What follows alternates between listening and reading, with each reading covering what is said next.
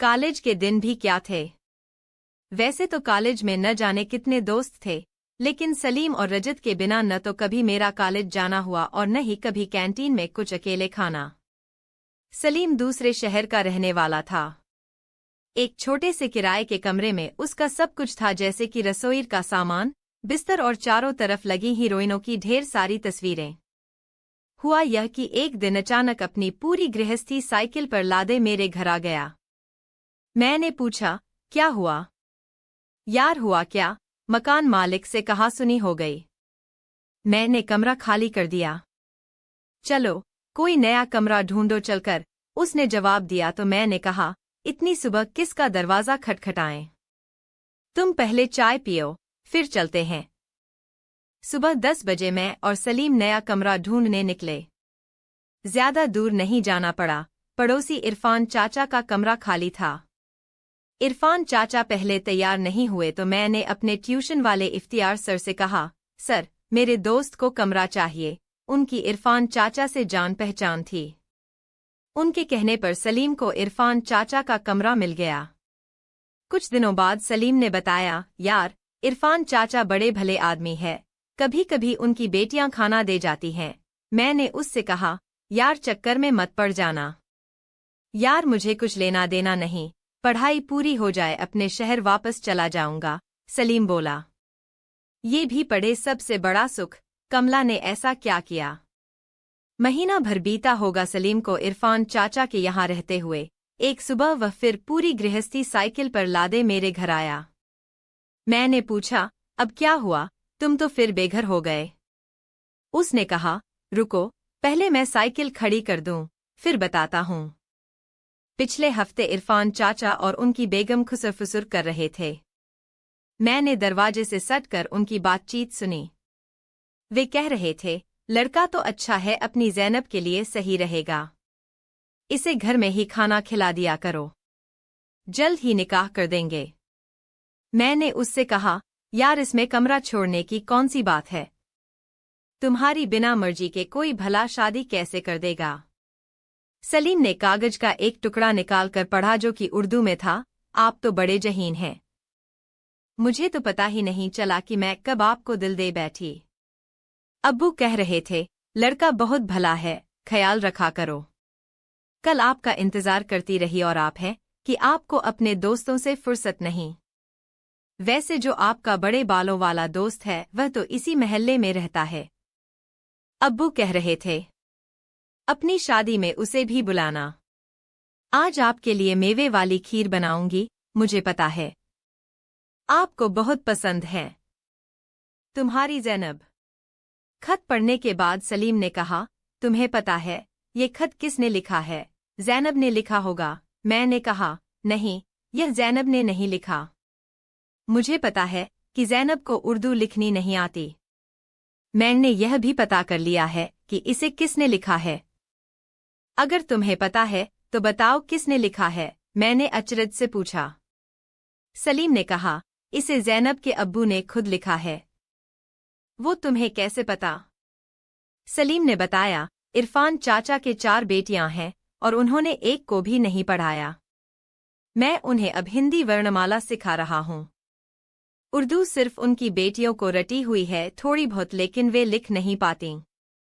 मैंने कहा, तो अब क्या करें? सलीम बोला, कुछ नहीं, पुराने मकान मालिक के पास जा रहा हूँ, माफी मांग लूंगा, वहीं रहूंगा। पहला साल था हमारा ग्रेजुएशन का, रजत शहर का ही रहने वाला था।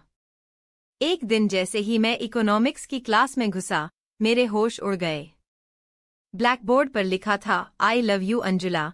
नीचे मेरा नाम लिखा था, तुम्हारा राहुल, और अंजुला नाम की जो लड़की क्लासमेट थी, उसकी मेज पर गुलाब का फूल रखा था और साथ में एक लेटर जिसमें लिखा था, अंजुला, आज मैं पूरी क्लास के सामने यह स्वीकार करता हूँ कि मैं तुम्हें बेइंतहा प्यार करता हूँ। ये सब देखकर और लेटर पढ़कर मेरा हाल बेहाल था। क्लास में रजत मुझे मिला नहीं, वह ये सब करके निकल चुका था। क्लास में सबसे पहले अंजुला ही आई और ये सब देखकर फूट फूट कर रोने लगी। मैं तो मेजों के नीचे से निकलकर कॉलेज के पिछले दरवाजे से भागकर घर आ गया। मैं 7 दिनों तक कॉलेज गया ही नहीं। ग्रेजुएशन का दूसरा साल था। लंबी छुट्टी के बाद कॉलेज खुला। सलीम अपने शहर से वापस आ गया। सलीम और मैं हमेशा क्लास की आगे की पंक्ति में बैठते थे। एडमिशन चल रहे थे। एक दिन सलमा नाम की लड़की क्लास में आई। उसने क्लास में पढ़ा रहे सर से कहा, सर, मेरा नाम रजिस्टर में लिख लीजिए, मेरे पापा जिला जज हैं। उनका यहाँ ट्रांसफर हुआ है। सर ने लिख लिया। वह हमारे साथ ही क्लास की अगली पंक्ति में बैठती थी। सलीम की निगाहें अक्सर सलमा की तरफ ही रहती थीं। एक दिन सलीम ने मुझसे कहा, तुमने देखा, सलमा मेरी तरफ देखती रहती है। मैंने कहा, अबे ओए, तेरी अक्ल घास चरने गई। कहाँ राजा भोज, कहाँ गंगू तेली। वह तेरी तरफ नहीं, मुझे देखती है। सलीम ने तुरंत बात काटते हुए कहा, नहीं, वह तुम्हारी तरफ बिल्कुल नहीं देखती, वह मेरी तरफ ही देखती है। और तुम्हें एक बात और बता दूं, अमीर लड़कियों को गरीब लड़कों से ही प्यार होता है। हिंदी फिल्मों में भी तो यही दिखाया जाता है। मैंने कहा, चलो छोड़ो यार, पिछले साल हम लोगों के नंबर कम आए थे, इस बार मेहनत कर लो, पता चले इन बातों के चक्कर में ग्रेजुएशन 3 की जगह 4 साल का हो जाए। एक दिन सलीम का भ्रम टूट ही गया जब उसने मुझे बताया, यार, वह न मेरी तरफ देखती है और न तुम्हारी तरफ। आज मैं कॉफी शॉप गया तो मैंने देखा जो अपने क्लास का सुहेल है, उसके साथ सलमा हाथ में हाथ डाले एक ही कप में कॉफी पी रही थी। मुझे हंसी आ गई। मैंने पूछा, फिर तुम्हारी गरीब लड़का और अमीर लड़की वाली फिल्म का क्या होगा? सलीम ने झेंपते हुए कहा, मेरी फिल्म फ्लॉप हो गई। लेकिन उसने भी मुझसे पूछ लिया, तुम भी तो कह रहे थे, वह तुम्हारी तरफ देखती है। तुम भी तो रेल सी देखते रह गए। मैंने कहा, छोड़ो यार, हमारी दोस्ती सबसे बढ़कर है। कुछ दिनों से रजत की अजीब किस्म के शरारती लड़कों से दोस्ती हो गई थी। जब भी कोई सर क्लास में पढ़ाने आते, रजत अपने शरारती दोस्तों के साथ क्लास के बाहर कसरत करने लगता। एक दिन सर ने चिल्लाकर पूछा, यह हो क्या रहा है? तुम पढ़ते समय ये हरकतें क्यों करते हो? रजत अकड़कर बोला, सर, इसे हरकत मत बोलिए। जैसे आप किसी विषय को क्लास में पढ़ाते हो वैसे ही मैं इन्हें कसरत करके शरीर हृष्ट-पुष्ट रखने की ट्रेनिंग देता हूँ। ये भी पढ़े छोटू की तलाश, क्या पूरी हो पाई छोटू की तलाश? रजत की हरकतों से सर गुस्से में पैर पटकते क्लास छोड़कर चले गए। बेकार है पढ़ाना, यह पढ़ाने ही नहीं देगा। मैंने रजत से कहा, यार, कभी कभी तो क्लास लगती है, उस पर भी तुम ड्रामा कर देते हो। रजत बोला, तुम्हें ज्यादा पढ़ाई सूझ रही है तो घर पर पढ़ा करो।